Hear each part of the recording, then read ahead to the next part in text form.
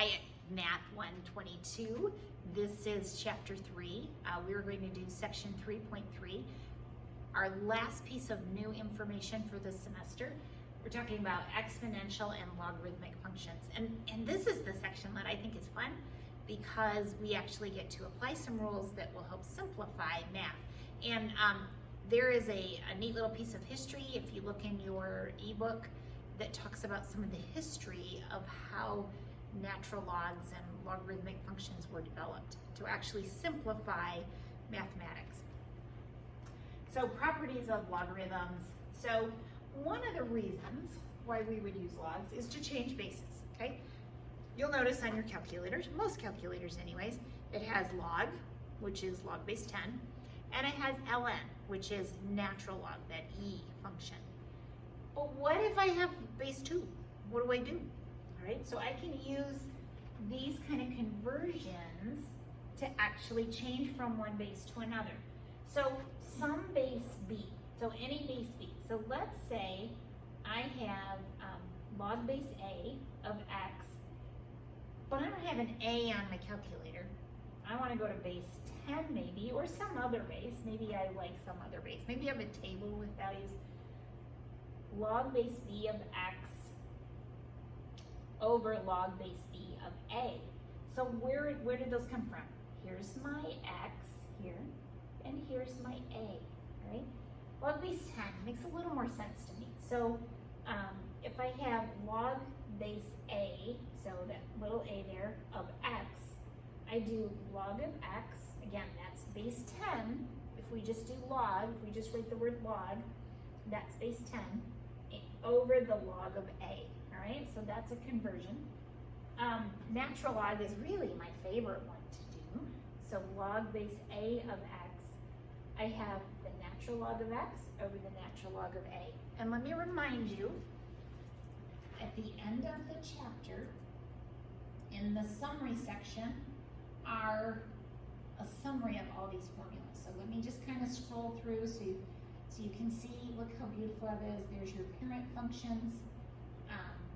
Here's your graphs that show how the inverse function works. And then here are all the properties we're going to learn in this section. And again, this is the last new material, is 3.3. So let's jump back in. So we can think of them as some sort of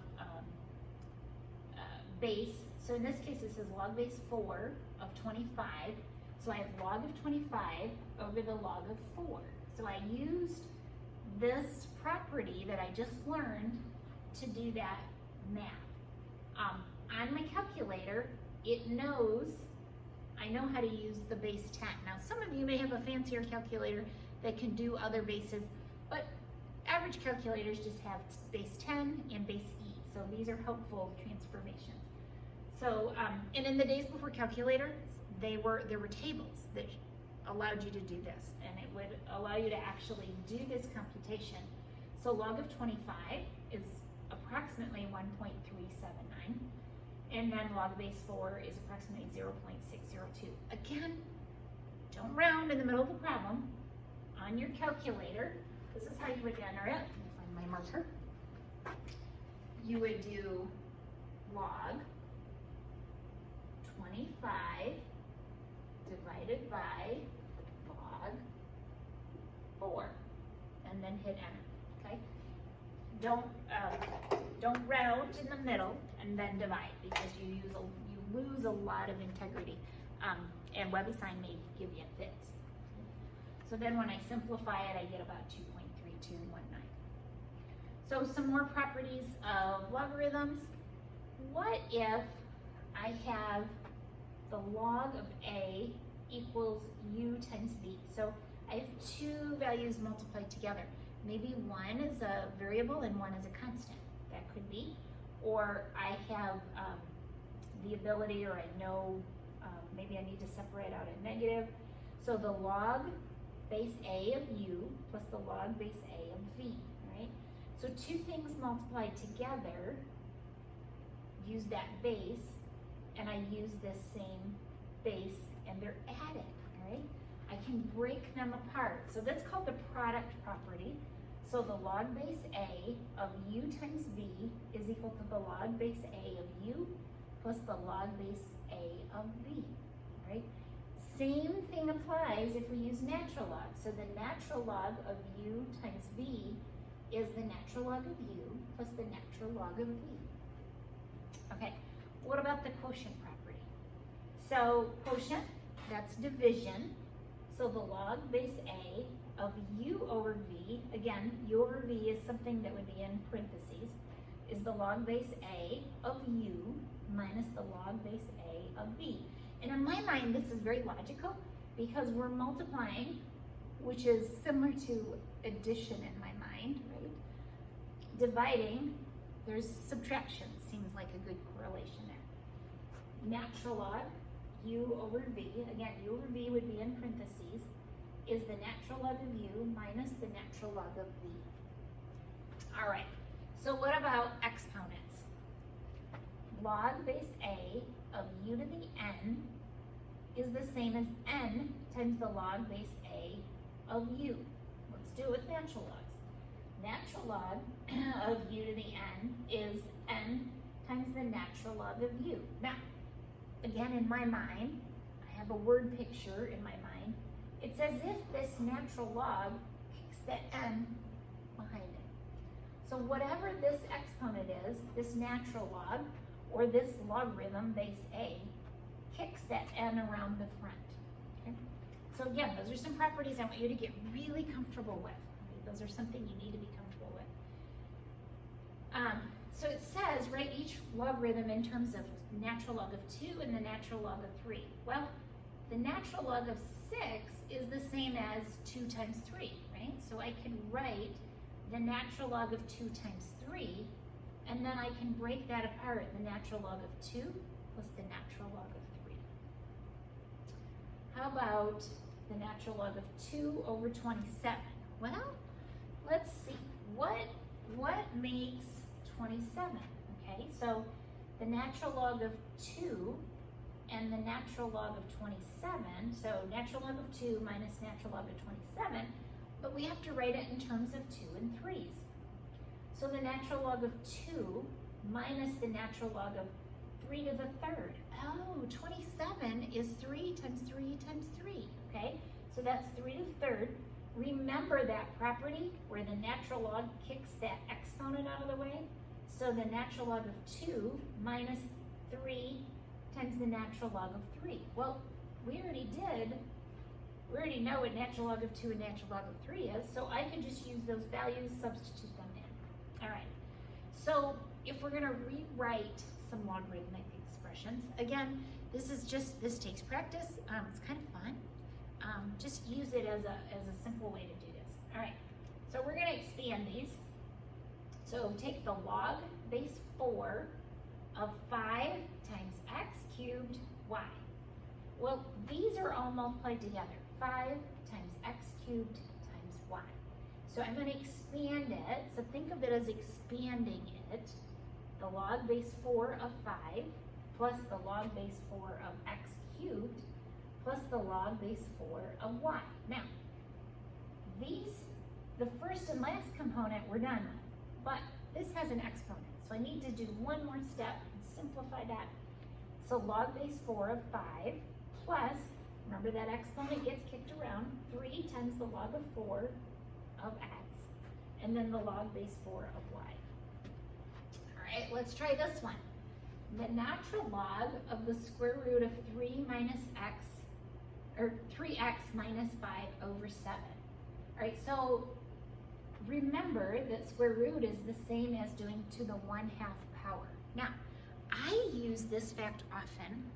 Sometimes we're taking some odd root, honestly. Sometimes when you take an odd root, and you can always use your exponent button and do an exponential power. That helps. So think of it this way.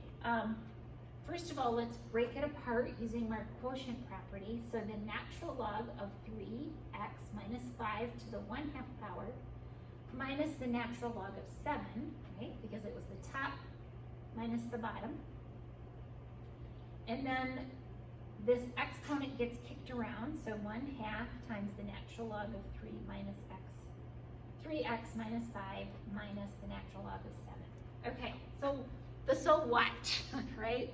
The so what. So one method of determining how the x and y values of some sort of nonlinear data are related.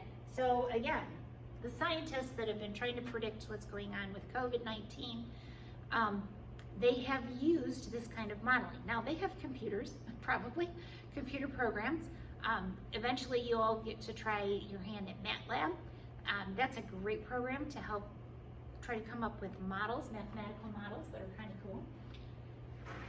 All right, so let's say I use some sort of model that says the natural log of y equals m. So remember, m is a slope times the natural log of x. So my x and y values are somehow related. Okay? This is the distance from the sun, and we're going to call x the distance from the sun, and y is a period. So the period is the time it takes for a planet to orbit the sun, and any of you that like to study planets' orbits know that that actual distance may change a little bit. That's why this says the mean distance. So they take different points and average them and find out what the average distance from the sun. And if you learned your planets in order, Mercury is the closest as we go out, Saturn is farther away. All right.